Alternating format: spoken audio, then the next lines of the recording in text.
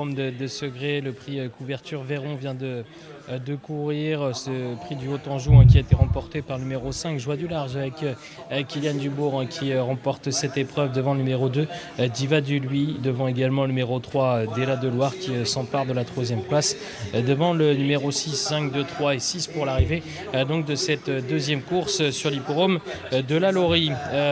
Un nouvel invité m'a rejoint, c'est Eric Touron qui est représentant de la région filière cheval. On va déjà parler un petit peu de la filière cheval en Mayenne, on a l'habitude, puisque c'est pas la première fois qu'on se voit. Voilà. On va en reparler de nouveau.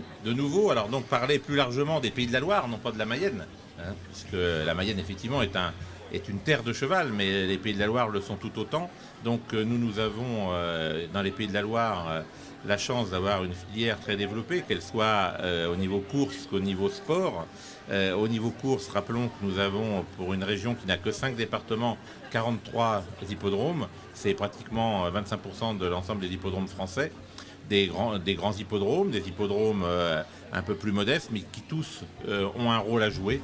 Moi, je pense que voilà, il faut des hippodromes pour toutes les catégories de chevaux, pour toutes les catégories de parieurs. Et puis, c'est aussi un maillage territorial intéressant. En quoi c'est important pour vous les hippodromes sur le territoire ? Sur le territoire, alors déjà, les hippodromes, pour que des professionnels puissent gagner leur vie, il faut qu'il y ait des hippodromes. Et les hippodromes, au-delà de faire courir des chevaux, peuvent aujourd'hui, à un moment où la biodiversité a toute son importance, ces hippodromes sont bien souvent des sources de biodiversité, puisque ce sont des espaces qui sont sanctuarisés pour les courses. On y retrouve, comme ici, de ce magnifique hippodrome de la Laurie, des arbres, de la verdure. Et donc, au-delà des courses, eh bien, il y a ce petit côté environnemental qui peut être joué. Et puis, n'oublions pas que tout ce qui est prairie, ce sont des capteurs de CO2 exceptionnels. Donc il y a les hippodromes, mais il y a aussi toutes les infrastructures de nos professionnels qui ont des prairies. Et voilà, au-delà de ce rôle économique que sont les courses, eh bien moi, je souligne qu'au-delà, eh bien, il y a un intérêt environnemental avec la filière course. On s'est croisés quasiment durant tout l'été sur les hippodromes. Avec plaisir. J'imagine que vous avez vu, alors que Kylian nous rejoint. Bonjour Kylian. Félicitations. J'imagine que vous avez vu un réel retour du public sur les hippodromes. Là. Tout à fait. Alors ça fait chaud au cœur parce que nous revoyons alors du public et puis du public néophyte. On peut croiser des gens qui viennent pour la première fois sur les hippodromes. Je crois que les courses hippiques ont repris toutes leurs lettres de noblesse. Aujourd'hui, beaucoup de gens ont compris que les courses n'étaient pas uniquement des paris, c'est du sport, n'est-ce pas ? Il faut être sportif pour pouvoir monter dans des courses comme vous venez de le faire. Et puis c'est un spectacle permanent, je le dis mais je le répète et je prends plaisir à le dire, les hippodromes ce sont des zéniths à ciel ouvert avec des décors exceptionnels. Et là ici nous avons un décor de premier ordre avec le château de la Laurie. J'imagine qu'en tant que professionnel, de revoir du public comme ça, vous pousser dans la phase finale, ça doit vous transcender. Ouais, clairement, c'est très agréable. Là, je savais que j'avais gagné assez sûrement parce que le public paraissait serein, me félicitait déjà à 100 mètres du poteau. Donc c'est sûr que c'est très sympa de gagner devant des gens. On a pu voir pendant le Covid la tristesse malheureusement des hippodromes et constater que c'était pas ce qu'on souhaitait pour l'avenir des courses. Et voilà, les instances ont mis en œuvre des choses qui permettent aujourd'hui aux gens de passer une belle journée, pas seulement en regardant les courses, mais avec des activités diverses. Et voilà, les gens viennent, il y a plein d'enfants qui courent et qui seront probablement un jour par an et présents sur les hippodromes. Voilà, et puis saluons Oxygène d'être venu le partenaire des courses, parce que vous êtes je pense, un relais maintenant important, attendu, et grâce à vous, eh bien, on peut inciter les gens à venir sur tous nos hippodromes et puis découvrir ce couple d'athlètes que sont le cheval et le jockey, parce que c'est un couple d'athlètes. Ouais, d'ailleurs, on va parler un petit peu de Kylian. Depuis le début d'année, ça se passe très bien. Vous êtes actuellement deuxième à la cravache d'or derrière Félix de Gilles, qui s'est un peu sauvé. Mais vous montez en puissance au fur et à mesure des années. 7e en 2020, 5e en 2021, 3e l'an passé, 2e cette année. Comment est-ce que vous jugez cette progression ? Ça va avec...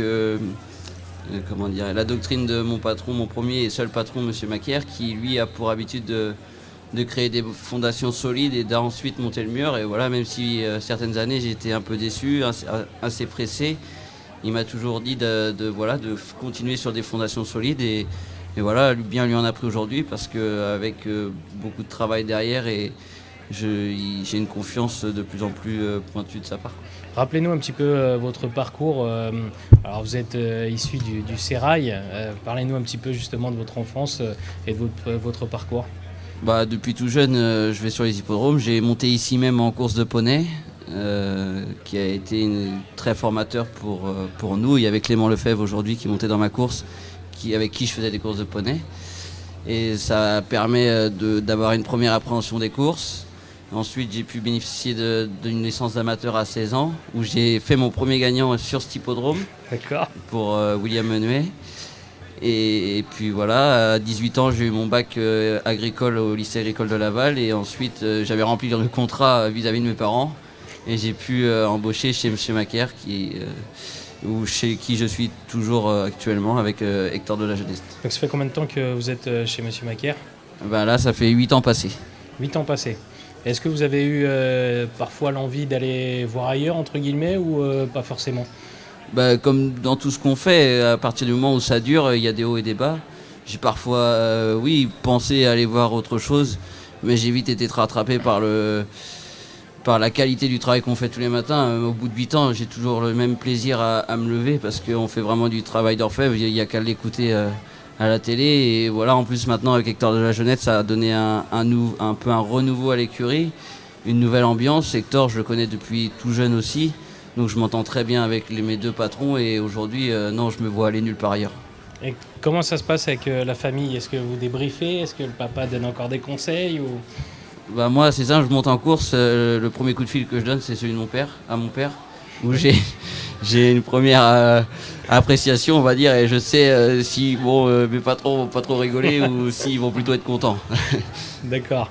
Donc du coup, vous débriefez tout le temps avec votre papa ?